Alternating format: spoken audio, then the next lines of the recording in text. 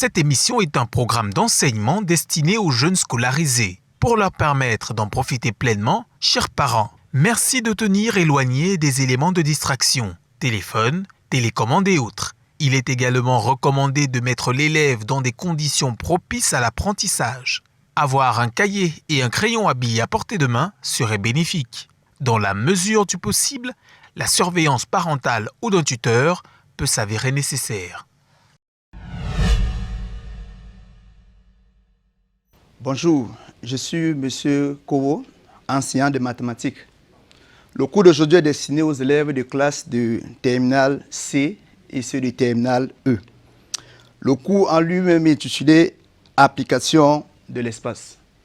Il faudrait dire qu'en réalité, ce cours suit un autre qui a été fait précédemment, à savoir « Transformation dans le plan ». La différence qu'il y a entre le chapitre sur les applications dans l'espace et les transformations dans le plan, c'est que dans les transformations dans le plan, on travaille, comme ça s'indique, en dimension 2. Et dans les applications dans l'espace, on travaillera plutôt en dimension 3. Sur le plan pratique, on peut dire que les applications dans l'espace sont utiles pour ceux qui font un peu dans le domaine comme celui de l'infographie et celui de dessin technique. Nous allons prendre pour ce jour la leçon 1 de ce chapitre qui est intitulé « Projection dans l'espace ». Les objectifs de cette leçon sont, en petit 1, caractériser une projection dans l'espace et utiliser les projections dans l'espace dans les problèmes de géométrie. Et en petit 2, reconnaître une projection de l'espace. Cela signifie quoi? Cela signifie qu'au terme de cette leçon, chaque élève de terminale C ou E devra raisonnablement être capable de reconnaître une application de l'espace et devra aussi être capable de caractériser une application de l'espace. Nous allons commencer, notre leçon aura 3 articulations majeures. Dans une première partie, nous allons définir quelques concepts. Ensuite, nous allons énoncer quelques propriétés que vous allez utiliser notamment dans les exercices. Et enfin, nous allons prendre un petit exercice pour essayer d'illustrer tout ce que nous allons dire en amont. Ceci étant dit, nous allons commencer par définir les concepts. Avant de le faire, je rappelle que, comme nous travaillons en dimension 3, alors il est bien de vous rappeler que le epsilon que nous utilisons dans tout le cours représente l'espace affine. Le P, dans la parenthèse, représentera le plan et le D représentera une droite. Et ce cours sur les projections affines aura 2 aspects. Je tiens d'abord à rappeler aux élèves de classe de terminale que quand nous parlons de projection, il y a 2 éléments fondamentaux qui entrent dans une projection. Le premier élément, c'est la base et le deuxième élément, c'est la direction. Parce qu'on projette sur une base et on projette suivant une direction. Pour la leçon projection dans l'espace, nous aurons 2 approches. La première approche sera celle où on projette sur un plan et la direction sera celle d'une droite.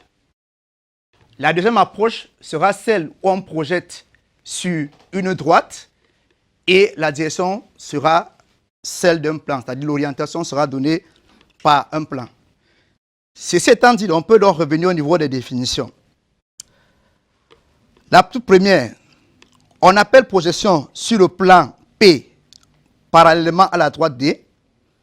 L'application que nous donnons P, petit p, définie de epsilon vers epsilon, qui à chaque point M associera le point M', qui aura 2 caractéristiques fondamentales. La première, c'est que le point M' appartiendra au plan P. Et la deuxième, c'est que la droite M' doit être parallèle à la droite D. Nous pourrons donc visualiser la figure 1. Nous avons essayé de matérialiser notre plan. Vous allez voir les noter P. Je rappelle que nous sommes dans l'espace, donc il faudrait que l'élève de terminale se mette dans les conditions d'espace pour essayer de se représenter ce qu'on est en train de faire. Nous avons notre plan P. Nous avons une droite qui traverse le plan P. Nous avons pris un point au hasard dans l'espace. Nous rappelons que quand on parle d'application, tous les points dans une application, on vous l'a dit, que ce soit en classe de première et dans les cours de transformation sur le plan, quand on parle d'application, tous les points bougent.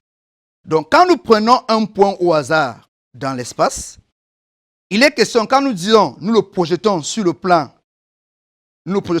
P, c'est un peu comme si on laissait tomber le point M et il atterrit sur le plan P. Et vous voyez bien que, sauf que nous ne sommes pas tombés sur ce point au hasard, nous sommes tombés sur ce point en suivant une direction. La direction, c'est celle de la droite que vous voyez matérialisée là. Ça veut donc dire quoi? Ça veut donc dire que l'image du point M que nous avons pris au hasard dans l'espace est un point M' qui atterrit sur le plan P, d'où le M' appartient à P. Le M' appartient à P veut dire que l'image est sur le plan P.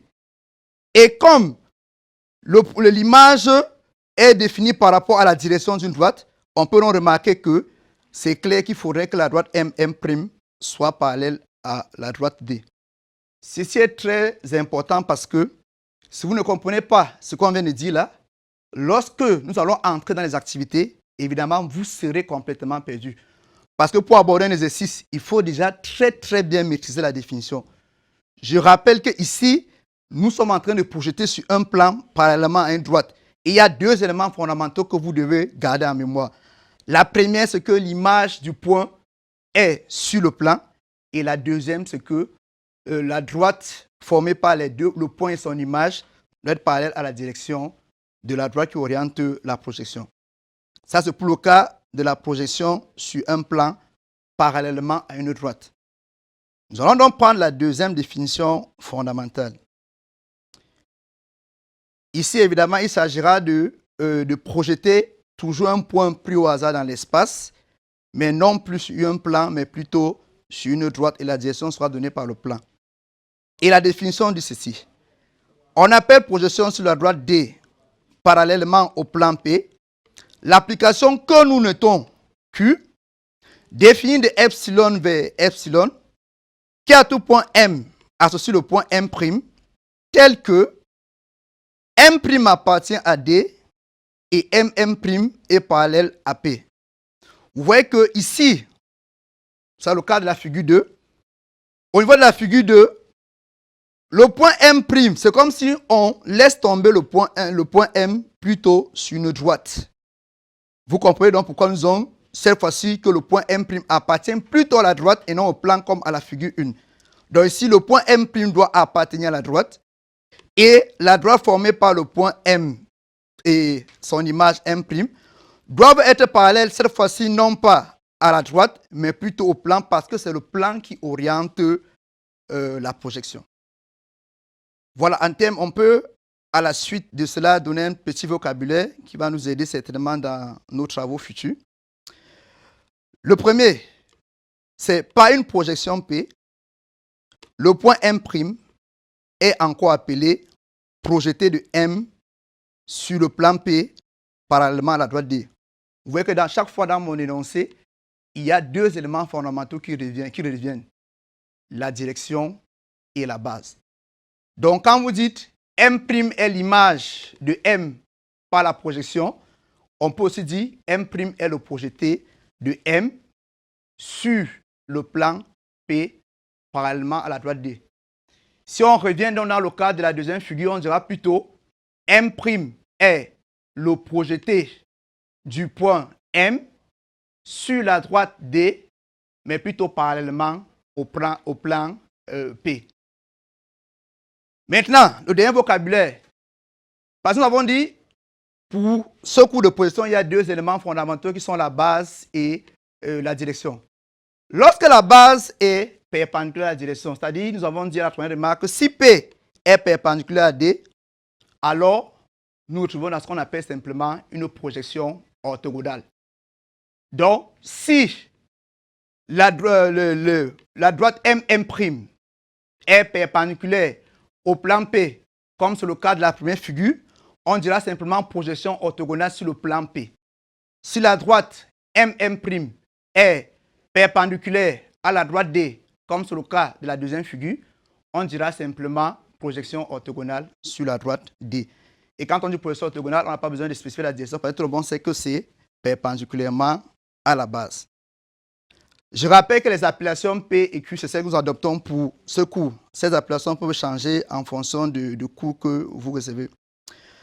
En remarque, nous disons que les projections P et Q n'ont de sens que c'est seulement si le plan P et la droite D ne sont pas parallèles. Évidemment, vous pouvez essayer de faire une simulation. Vous prenez un cas de figure où vous avez un plan P et vous avez une droite D qui sont parallèles. Vous vous rendez compte que si vous voulez dire projection sur P parallèlement à D, cela n'aura aucun sens. Donc, pour parler de projection, il faudrait absolument que la direction et la base ne soient pas parallèles. Voilà. Voilà pour ce qui est des définitions. Et on ne le dira jamais assez. Si vous ne maîtrisez pas ces deux définitions, vous serez complètement perdu dans les applications. Il faut que cela passe bien. On va donc prendre quelques propriétés qui ne sont pas très différentes de celles que vous avez eues quand vous avez manipulé les transformations dans le plan. Les propriétés sont plus ou moins similaires. On va les énumérer ensemble. La première propriété, toute projection dans l'espace est une application affine dans l'espace. Ainsi, deux points premiers tirés. Les projections dans l'espace conservent le coefficient de collinéarité, les barycentres, l'alignement des points et le parallélisme. Évidemment, nous sommes en classe de terminale C ou de classe de terminale E. Donc, quand on parle de collinéarité, vous savez que cela renvoie au vecteur. Vous savez ce qu'on entend par vecteur collinaire. Ça veut dire simplement que si au départ, vous avez deux vecteurs qui sont collinaires, c'est clair que par la projection, ces deux vecteurs-là vont rester collinaires. Évidemment, si vous avez un point qui est barycentre d'autres points affectés des coefficients, évidemment, son image sera aussi barycentre des images de ces points-là, mais les coefficients vont évidemment rester inchangés. On dit que les projections conservent l'alignement. Ça veut simplement dire que si vous avez des points qui, au départ, étaient alignés par la projection, les images de ces points ici vont rester alignées. C'est de même pour le parallélisme des droites. Si vous avez des droites au départ qui étaient parallèles, c'est clair que leurs images par la projection, leurs images resteront parallèles à une condition que nous allons énumérer dans la remarque. Parce qu'il peut arriver que vous ayez des droites parallèles et par la projection, les images ne soient pas parallèles. Dans la remarque un peu plus bas, on verra dans quel cas de figure est-ce que l'image de deux droites parallèles par une projection ne donne pas des droites parallèles. Dans un plan muni d'un repère orthonormé, l'expression analytique d'une projection est sous la forme x' égale à ax plus by plus cz plus d, y' égale à a'x plus b'y plus c' z plus d', z' égale à a seconde x plus b seconde y plus c seconde z plus d seconde. Évidemment, a, b, c, a', b', c', a seconde, b seconde, c seconde, d, d' et d seconde sont des nombres réels. Cette forme analytique ne vous est pas étrange parce que, comme je l'ai dit, avant de faire ce que vous avez fait le cours sur les transformations, vous avez fait le cours sur les applications affines dans le plan. Et vous avez l'expression analytique d'une expression affine dans le plan. La seule différence entre les deux, c'est qu'ici, vous avez une troisième composante qui est celle de Z. Nous sommes en train de dire précisément ceci. Quand j'ai un point M, parce que nous sommes dans l'espace, vous savez que dans l'espace, un point a trois composantes X, Y, Z. Généralement, c'est ce que nous utilisons comme écriture. Nous sommes en train de dire ceci. Si vous prenez un point M de coordonnées X, Y, Z, si son image c'est le point M' de coordonnées X', Y', Z', si vous faites la projection du point M, vous obtenez le point M', la relation qui lie les coordonnées du point M' à ceux du point M est celle que vous avez devant vous. Évidemment, nous verrons, lorsque nous allons entrer dans les apprentissages, comment est-ce qu'on établit cette relation. Je rappelle que dans les origines, nous avons dit qu'il faut être capable de reconnaître une projection de l'espace. Je crois que là, c'est déjà un premier indicateur qui peut nous amener à penser que ce que nous avons en face de nous est une projection dans l'espace. Ce n'est qu'un indicateur. On verra, lorsqu'on va toucher le petit exercice d'apprentissage. Quels sont d'autres indicateurs qui peuvent nous amener à confirmer que ce qui est bel et bien devant nous là est l'expression analytique d'une projection dans l'espace. Toujours dans ce même registre, nous disons, en utilisant les notations des définitions du paragraphe précédent, si U et V, quand on dit notation du paragraphe précédent, c'est-à-dire que celle que nous avons utilisée déjà dans la définition, il s'agit essentiellement des deux notations, celle relative au plan P et celle relative à la droite D. Voilà. Nous disons donc que si nous restons dans le cadre où nous prenons notre plan P et notre droite D, si nous supposons que notre plan P est défini par deux vecteurs U et V, les vecteurs, c'est un plan est engendré par deux vecteurs non collinaires. Donc, si nous supposons que U et V sont ces deux, U et V est ce couple de vecteurs qui engendre le plan P, et si nous supposons que W est celui et le vecteur directeur de la droite D, vous savez que contrairement à un plan, une droite est orientée par un seul vecteur. Un plan, lui, est orienté par deux vecteurs. Donc, nous avons, pour le cas de notre propriété, nous supposons que W, c'est le vecteur qui oriente la droite D, et U et V, c'est le couple de vecteurs directeurs c'est l'un des couples vecteurs directeurs du plan P. Alors, nous usons ceci. Parce que n'oubliez pas que derrière la projection affine, ça veut dire qu'on manipule des points. Il y a la notion de projection vectorielle. Projection vectorielle, ça veut dire que là, nous manipulons plutôt des vecteurs. Et nous avons donc ceci.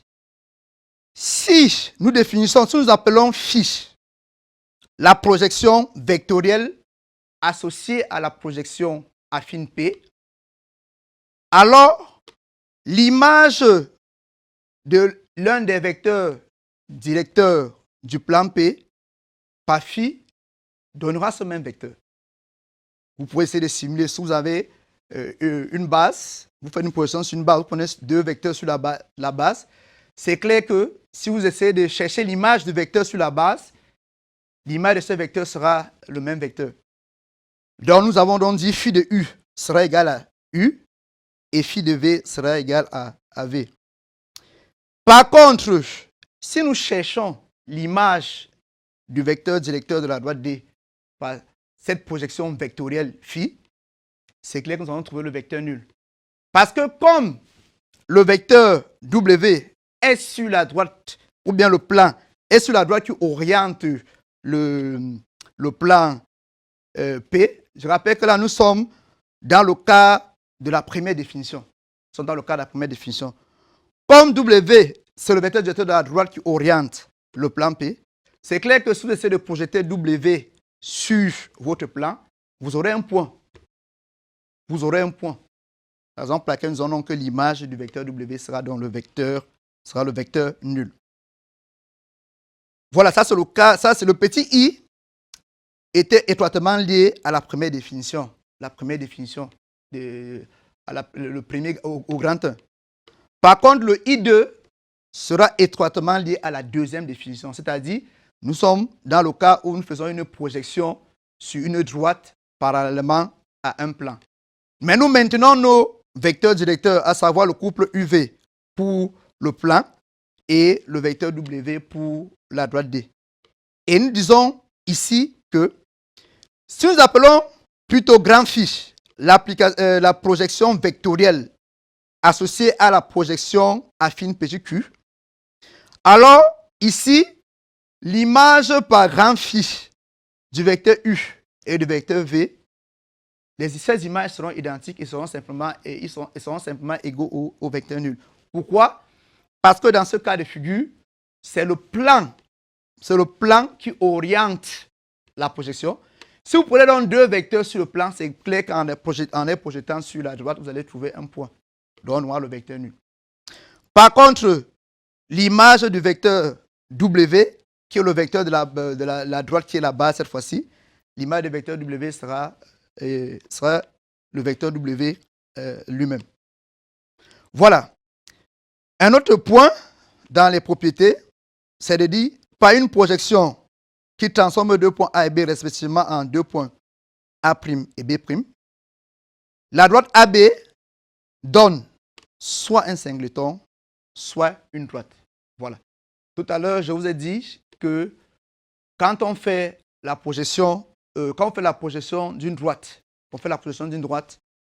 ce n'est pas sûr que l'image vous donnera une droite. Vous pouvez faire la projection d'une droite. Si cette droite est parallèle au plan ou à la droite qui oriente la projection, c'est clair qu'à la fin, vous aurez un point. Dans le cas contraire, si cette droite n'est pas parallèle au plan ou à la droite qui oriente, c'est clair que cette fois-là, nous aurons plutôt une droite. Voilà. En P2, vous avez d'autres propriétés, notamment une projection. L'ensemble des points, quand on fait la projection sur un plan, le plan est l'ensemble des points invariants. Quand on fait la projection sur une droite, la droite est l'ensemble des points invariants. On peut également remarquer que lorsqu'on fait la projection sur un plan, l'image par P d'un plan parallèle à droite D est la droite d'intersection de ce plan avec le plan P. On va revenir là-dessus quand on fera les travaux, les exercices. Et on peut également dire que lorsqu'on détermine l'image par Q d'un plan parallèle au plan P, cette image sera le point d'intersection de ce plan avec la droite D. Voilà. Ceci nous amènera donc dans la deuxième partie qui est l'apprentissage.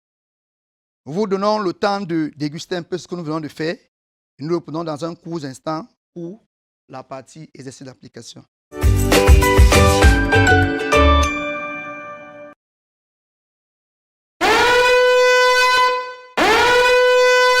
Cette émission est un programme d'enseignement destiné aux jeunes scolarisés. Pour leur permettre d'en profiter pleinement, chers parents, merci de tenir éloignés des éléments de distraction, téléphone, télécommande et autres. Il est également recommandé de mettre l'élève dans des conditions propices à l'apprentissage.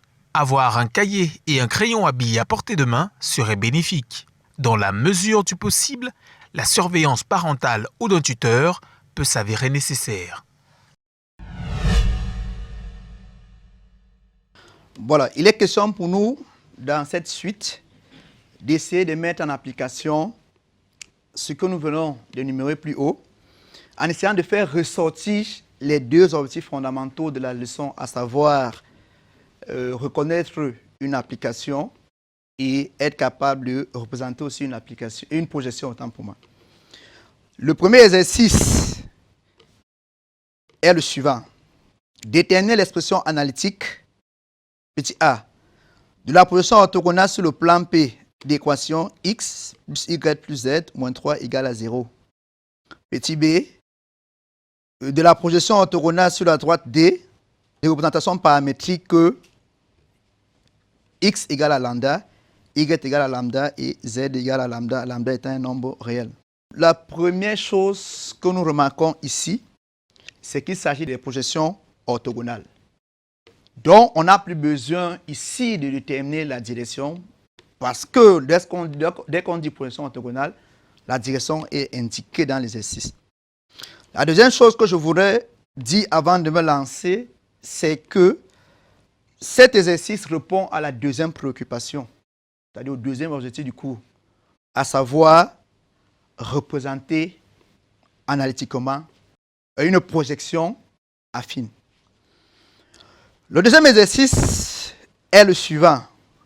On considère l'application f, définie de epsilon vers epsilon, d'expression analytique 3x' égale à 2x plus y moins z moins 3, 3y' égale à x plus 2y plus z plus 3, 3z' égale à moins x plus y plus 2z moins 3. Et la question, le travail à faire, c'est de montrer que f est une projection orthogonale sur un plan que nous devons déterminer. Cet exercice répond au premier objectif, celui qui est de reconnaître une projection affine. Parce que comme on l'a dit dans le cours, on vous a donné certes l'expression analytique d'une projection affine, mais nous avons bien précisé que ce n'était qu'un indicateur. Donc, il ne suffit pas d'avoir cette expression-là pour vous dire que vous avez une projection affine. Bon, on va essayer donc de dérouler rapidement ensemble. Nous commençons par la solution de l'exercice 1 qui est à la page 4, évidemment. L'exercice nous demande de la question. Déterminons l'expression analytique. Petit a, de la projection orthogonale sur le plan P d'équation x plus y plus z moins 3 égale à 0. Ça veut dire quoi? Ça veut dire qu'ici, on nous a donné l'équation cartésienne de notre plan. Et on nous a déjà donné la direction parce qu'on nous a dit que c'est une projection orthogonale.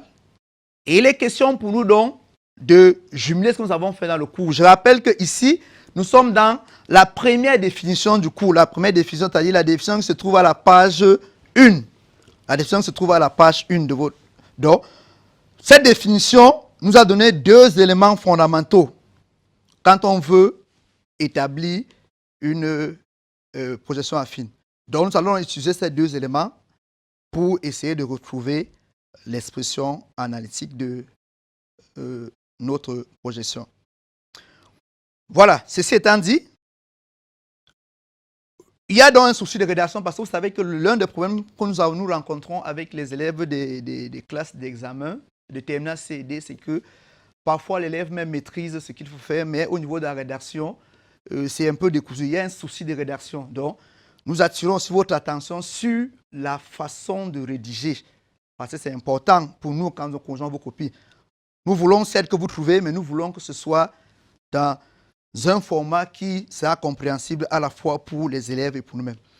Donc, nous avons donc ceci. Nous avons décidé d'appeler l'exercice appelé cette projection, nous l'appelons Q. Cette projection. Nous prenons deux points M et M'. Et évidemment, comme nous sommes dans l'espace, le point M a pour coordonnées X, Y et Z. Et le point M' a pour coordonnées X', Y' et Z'. Donc nous avons dit soit M et M', deux points de l'espace. Maintenant, nous disons ceci.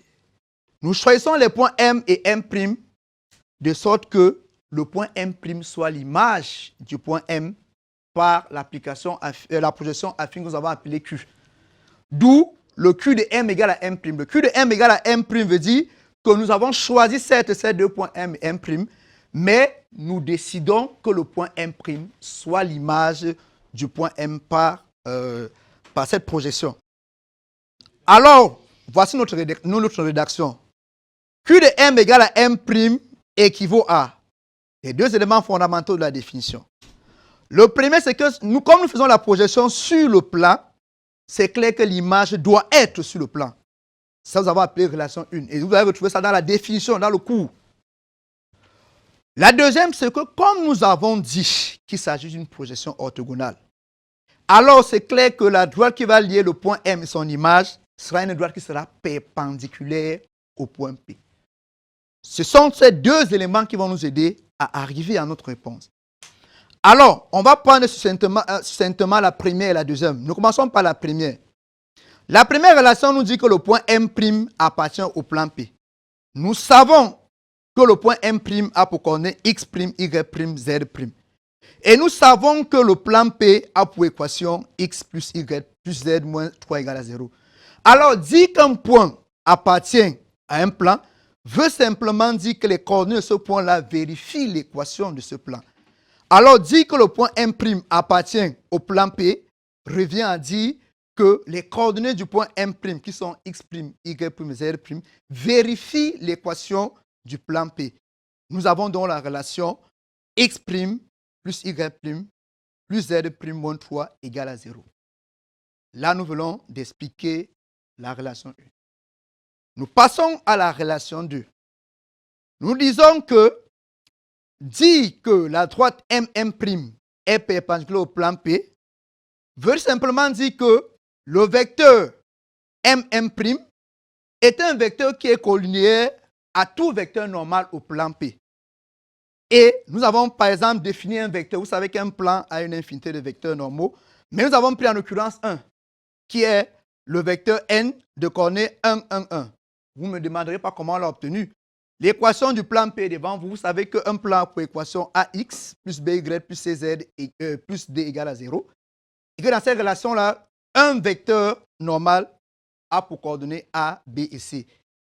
A, B et C étant respectivement les coefficients de X, de Y et de Z. Et quand nous regardons pour le cas d'espèce, les coefficients de X, Y et Z sont tous égaux à 1. Voilà pourquoi est-ce que notre vecteur N a pour coordonnées 1, 1, 1. Donc, comme c'est une projection orthogonale, ça veut dire que MM' sera collinéaire au vecteur normal N. Et dire que MM' est collinéaire au vecteur normal N veut dire qu'on peut trouver un nombre réel lambda tel que MM' égale à lambda N. De cette relation, donc, on aboutit donc à la suivante. Quelles sont les coordonnées du vecteur MM'? Évidemment, là, on est en classe de troisième. Pour trouver les coordonnées du vecteur MM', il suffit de faire x' moins x pour la première composante, y' moins y pour la deuxième composante, z' moins z pour la deuxième composante. Et cela sera égal à quoi? Cela sera égal à lambda, les coordonnées du vecteur n qui sont 1, 1, 1.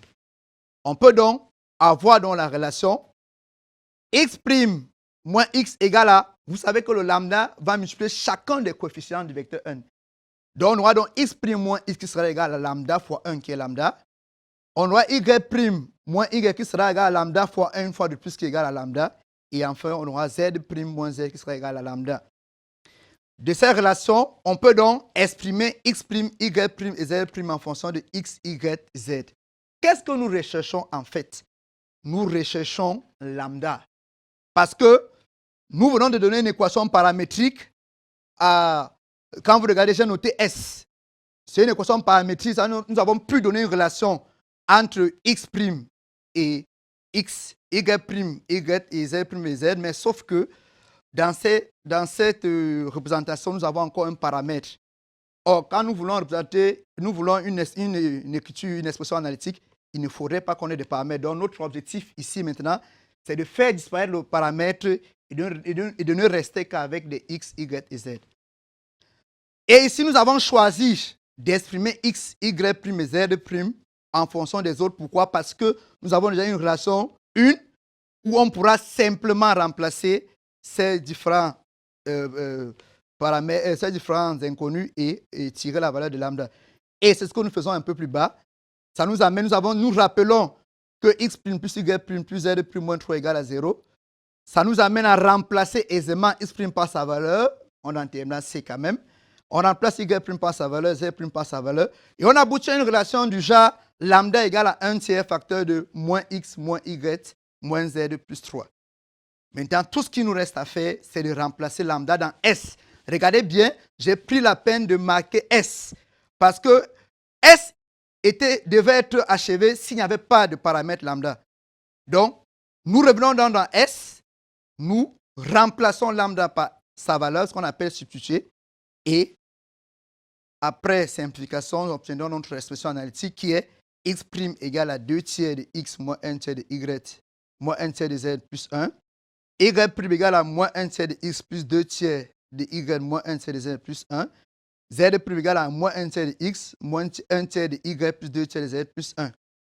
Voilà. C'est bel et bien l'expression analytique de cette projection.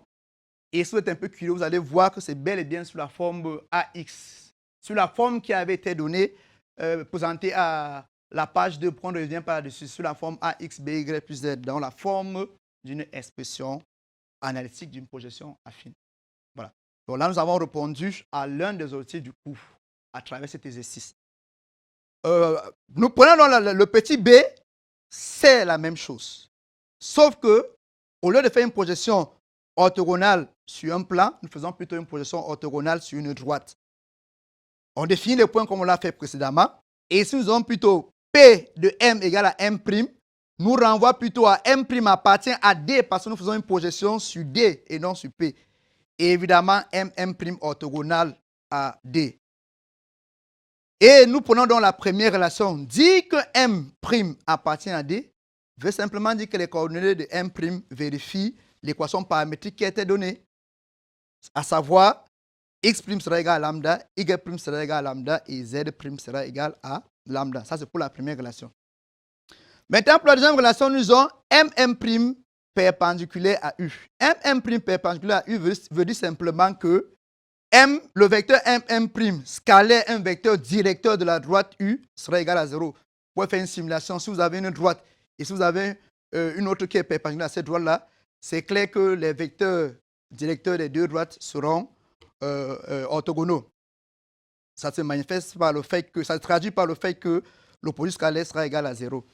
Et nous avons dit un vecteur directeur de U égale à... Nous avons pris un vecteur directeur de U qui a pour coordonnée 1, 1, 1. Vous savez lire depuis la classe de première, nous avons la représentation paramétrique de la droite D. Si nous voulons avoir un vecteur directeur de D, il suffit seulement de prendre les coefficients de lambda. Et quand nous regardons les différents lambda, tous ont le même coefficient qui est 1.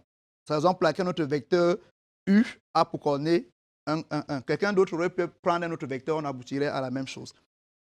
Évidemment, comme nous sommes dans un repère orthonormé, ça veut dire qu'on peut utiliser l'une des relations qu'on vous a données depuis la classe de troisième. Donc, on va prendre simplement les composants, la première composante du vecteur M' multipliée par celle du vecteur U, la deuxième multipliée par celle du vecteur U, et la troisième multipliée par celle du vecteur U, et en additionnant, on obtient donc la relation x' moins x plus y plus moins y plus z plus moins z égale à 0. Et nous, on peut donc exprimer x' plus y plus z en fonction des autres. On obtient donc x' plus y plus z égale à x plus y plus z. Or, nous avons à la relation une x' égale à lambda, y' égale à lambda et z' égale à lambda. Si nous sommons, nous allons avoir x' plus y plus z égale à 3 lambda. Ceci nous permet donc de tirer lambda. Parce que quand vous regardez la relation 1, là, s'il n'y avait pas de lambda, le travail serait achevé. Donc nous tirons donc lambda. Lambda nous donne donc 1 tiers de x plus y plus z. Nous allons donc remplacer lambda par sa valeur et on peut donc avoir l'expression analytique de la projection P, qui une fois de plus est sur la forme que nous avons présentée à la page 2. Dans les propriétés, lorsqu'on donnait la forme de l'expression analytique d'une projection. Nous passons donc à l'exercice 2, où il était question de montrer que ce qu'on nous a donné est plutôt une projection. Ça veut dire qu'on nous a donné cette fois-ci l'expression analytique et on nous demande de justifier qu'il s'agit de l'expression analytique d'une projection. Mais ce n'est pas parce que c'est sur la forme qu'on nous a donnée. J'ai dit la forme qu'on a donnée n'est qu'un indicateur. Maintenant, à cela, il faut ajouter les deux éléments fondamentaux de la définition. Et c'est ça qu'on va essayer de restituer ici. Nous allons faire ressortir les deux éléments fondamentaux de la définition pour justifier que ce qui est là est bel et bien une projection affine. Et je rappelle que les deux éléments fondamentaux, ici, ce sera dans un premier temps de déterminer les points invariants. Parce que vous savez, quand vous faites une projection, si c'est sur une droite, l'ensemble des points invariants doit être une droite. Si c'est sur un plan, l'ensemble des points invariants doit être un plan. Donc, dans un premier temps, nous essayons de chercher les points invariants et nous disons, nous prenons un point M de coordonnées x, y, z, un point de l'espace. Dire qu'il est invariant veut dire que son image c'est lui-même. Ça se traduit par f de m égale à m. F de m égale à m veut dire, je remplace dans l'expression qui m'a été donnée x' par x, parce que quand vous dites f de m égale à m, ça veut dire qu'il y a égalité au niveau des composantes. On obtient plutôt la relation 3x égale à 2x plus y moins z moins 3. 3y égale à x plus 2y plus z plus 3. 3z égale à moins x plus y plus 2z moins 3. Vous voyez que là, il n'y a plus de x', il n'y a que de x parce que nous cherchons les points invariants. Maintenant, nous basculons tout le monde vers le membre de gauche. Et aisément, nous sommes quand même en terminale C. Si vous basculez la gauche vers la droite, vous aurez 3x moins 2x moins y plus z plus 3 égale à 0. Quand vous faites 3x moins 2x, évidemment, vous obtenez x moins y plus z égale à 3. Ensuite, si vous faites le même processus, vous aurez moins x plus y moins z moins 3 égale à 0. Et enfin, on aura x moins y plus z plus 3 égale à 0. Maintenant, si vous observez bien, d'abord si vous tentez de résoudre ça, parce que quand vous cherchez les points invariants, il y a des questions de résoudre. C'est un système de 3 équations à 3 inconnues, donc vous pouvez attaquer ça avec le pivot de Gauss. Vous allez rendre compte que vous tombez sur 0 égale à 0 au niveau de la troisième composante. Ça, quand vous faites de la triangulation, au niveau de la troisième composante, vous allez avoir 0 égale à 0. Mais maintenant, comme on est en terminale C et E, on demande à l'élève d'avoir un esprit très poussé. Si vous observez bien, vous allez remarquer que ces trois équations sont équivalentes. C'est exactement la même chose. Et comme ces trois équations sont équivalentes, nous allons donc choisir l'une d'entre elles. Vu que c'est la même chose, on choisit l'une d'entre elles. Et nous avons donc que les trois équations étant équivalentes, on conclut que l'ensemble des points invariants a pour équation x moins y plus z plus 3 égale à 0, qui est bel et bien l'équation d'un plan. Donc, l'expression qu'on nous a donnée là a pour ensemble de points invariants un point, un plan. Première chose. Deuxième chose, nous allons essayer de montrer, nous allons montrer que le vecteur M' est un vecteur normal au plan P. Parce qu'on nous a demandé de montrer que c'est une projection orthogonale. Il est question de montrer que M', c'est-à-dire quand je prends un point M et son image M', il faudrait qu'on montre que le vecteur M' est un vecteur normal au plan. C'est un vecteur normal au plan. Pour justifier que la droite M' est perpendiculaire au plan, il faut que je montre que M' est un vecteur normal au plan. Alors, je prends simplement un vecteur normal du plan, je l'ai défini N1. Un vecteur normal du plan, c'est N1 de coordonnées 1, moins 1, 1. Vous avez l'expression cartésienne du plan devant vous, donc vous savez comment j'ai obtenu ce vecteur normal N1. Ça veut simplement dire, vu qu'on sait qu'un plan a une infinité de vecteurs normaux, ça veut dire que tous les autres vecteurs normaux seront simplement collinéaires à celui-là. Ça veut dire qu'il suffira simplement de multiplier les composants de ce vecteur-là par un certain réel alpha pour avoir la forme de tous les vecteurs normaux. Et là, on vous dit donc, tout vecteur normal à ce plan peut se mettre sous la forme alpha moins alpha, alpha avec alpha qui est un nombre réel. Nous allons donc montrer que M' peut se mettre sur cette forme-là pour conclure que M' est un vecteur normal au plan. Alors, tout ce qu'on fait, c'est simplement de calculer. Nous sommes à la page suivante. On calcule simplement les coordonnées du vecteur M', x' moins x, y' moins y, z' moins z. Regardez bien la rédaction. J'insiste là-dessus. Regardez bien la rédaction. Ensuite, qu'est-ce que je fais? Vous voyez, je n'ai pas mis d'égalité quelque part. On est quand même en terminale. Ensuite, je viens simplement remplacer x' par sa valeur. Parce que dans votre problème, on a un peu joué sur vous. Au lieu de vous donner rapidement l'expression analytique sous la forme x' égale à 1 tiers, on vous a donné 3x' égale à quelque chose. Mais vous comprenez qu'en réalité, si vous voulez avoir x', il suffit simplement de le tirer. Donc, lorsque vous tirez x' dans l'expression analytique qu'on vous a donnée dans l'exercice, vous trouvez que x' est égal à 1 tiers facteur de 2x plus y moins z moins 3. On peut faire la même chose pour trouver pour y' et pour z'. Donc, dans les composantes du vecteur M', je remplace simplement x' par sa valeur, y' par sa valeur et z' par sa valeur et je fais les calculs, j'effectue les calculs comme si dans une classe de 3e. Et quand j'effectue le calcul, je tombe sur 1 tiers pour la première composante de M'. Je tombe sur 1 tiers facteur de moins x plus y moins z moins 3.